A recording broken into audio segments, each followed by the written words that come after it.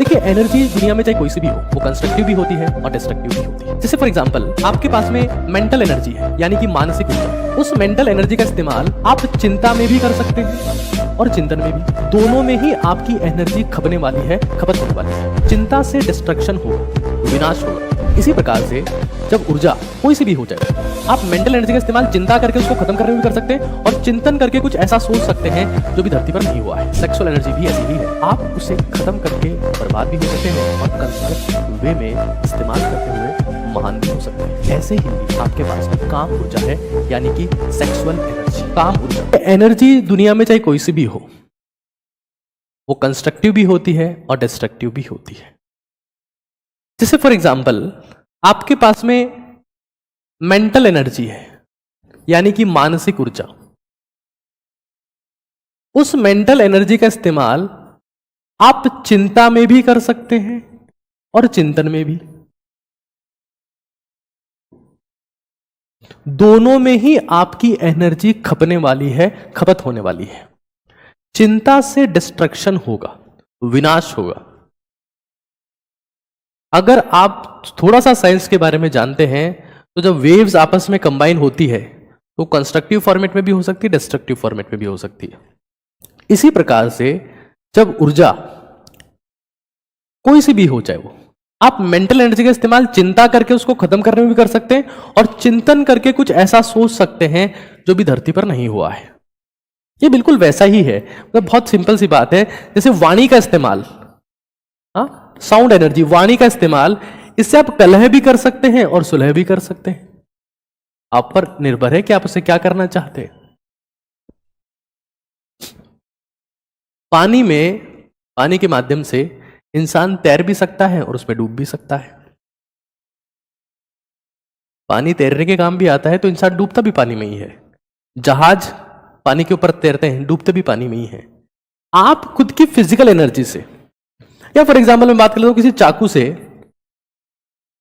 किसी को काटा भी जा सकता है, काट भी सकते हैं, और किसी को ऑपरेट भी किया जा सकता है। मतलब किसी को आप मार भी सकते हैं और किसी को ऑपरेशन करके आप ठीक भी कर सकते हैं। ओशो कह रहे हैं कि सेक्सुअल एनर्जी भी ऐसी ही है। आप उसे खत्म करके बर्बाद भी हो सकते हैं और कंस्ट्रक्ट वे में इस्तेमाल करते हुए महान भी हो सकते हैं।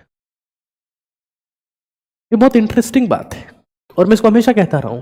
जैसे आपकी फिजिकल एनर्जी है, लेट्स सी,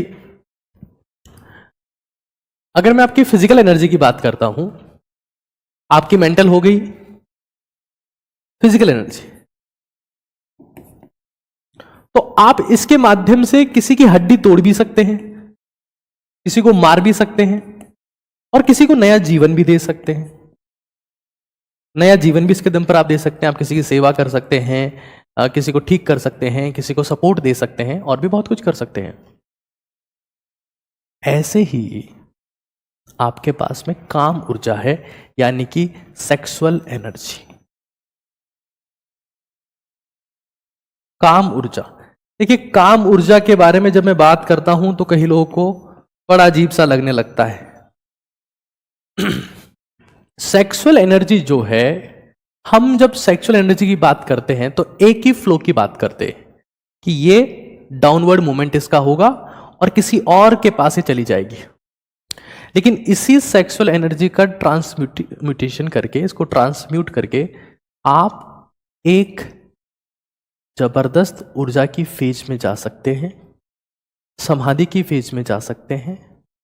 इसी ऊर्जा का इस्तेमाल करते हुए कुछ आप ऐसा कर सकते हैं जो धरती पर आज तक नहीं हुआ है, बशर्ते वो ऊर्जा नीचे जाने की बजाय, बाहर फ्लो होने की बजाय ऊपर की ओर बढ़े। जैसे हर एनर्जी का टू वे पाथवे है, वैसे ही सेक्सुअल एनर्जी का भी टू वे पाथवे है। वो कैसे हासिल होता है, उसके लिए क्या करना होता है, ये सारी बातें हम लोग सीखेंगे। लेकिन जो सेक्सुअल एनर्जी है वो भी डिस्ट्रक्टिव भी हो सकती है और कंस्ट्रक्टिव भी।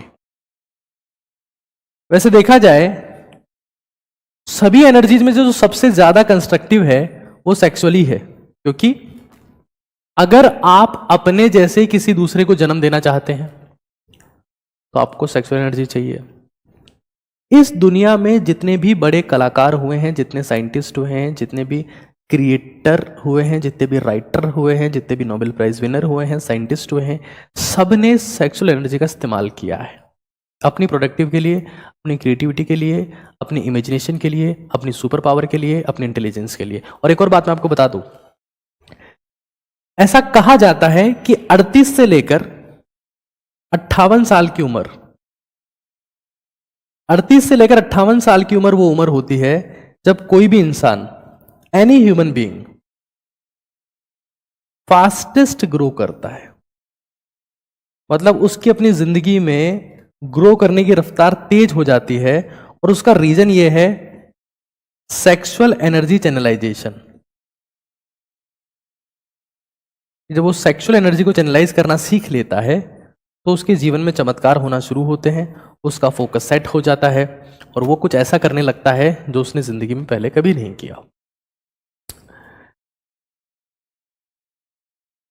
तो ये हमारे ओशो को समझने से पहले मैंने कुछ बेसिक्स आपको बता दिए हैं, और मेरा उद्देश्य यह है कि पूरे वर्ल्ड में आज तक meditation, Osho, sex to super consciousness के ऊपर जितना भी कंटेंट क्रिएट हुआ है, मैं उसको सब स्टैंडर्ड समझता हूं।